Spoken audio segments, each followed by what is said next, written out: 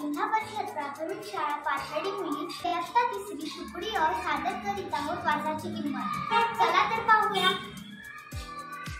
कुंदापूर जवळच्या उमराच्या वाडीत शिवानी राहिली। 8-9 वर्षाची शिवानी होती भारी। शाळा, घर, शेत तेथील माणसे तिच्यावर आनंद असायचे, खुश असायचे। दर रविवारी कुंदापूरचा आठवडी बाजार भरायचा। भाजी विकण्यासाठी शिवानीचे आई बाबा बाजारात जायचे। सुट्टी असल्यामुळे शिवानी त्यांच्यासोबत जायची। शिवानी आई बाबांना हिशोबात मदत करायची। भेळ किंवा भजी खाणे हा तिचा आवडता उद्योग। एका रविवारी अशी शिवानी फिरत एका मिठाईच्या गल्ल्यासमोर आली। मिठाई पाहत ती सहज उभी होती। हलवाई तिच्याकडे पाहत होता।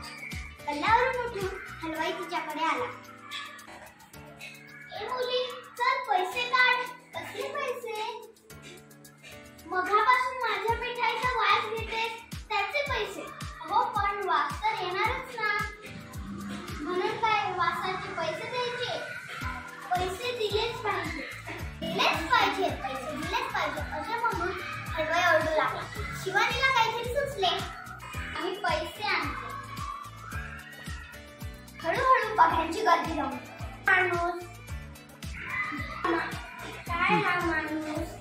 वासाचे पैसे खुळाच दिसतोय। नेहमी कसं काय तरी विचित्र वागतो। ठीक आहे, थांबा, मी पैसे आणते। गर्दीमधून वाट काढत शिवानी आई बाबांकडे गेली। सकाळपासून भाजी खायला विकून आलेले चिल्लर पैसे दे ना गं मला। काय झालं? काय कशाला पाहिजे? ती एक गंमत आहे, तू पण चल।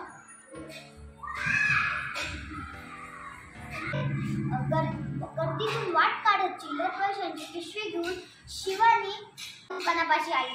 हलवाईच्या दुकानापाशी गर्दी तशीच होती।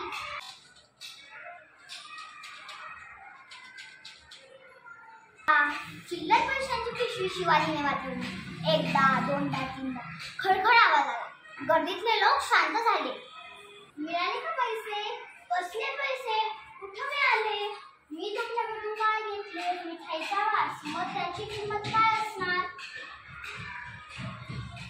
आवाज बरोबर की नाही? बरोबर बरोबर म्हणाले।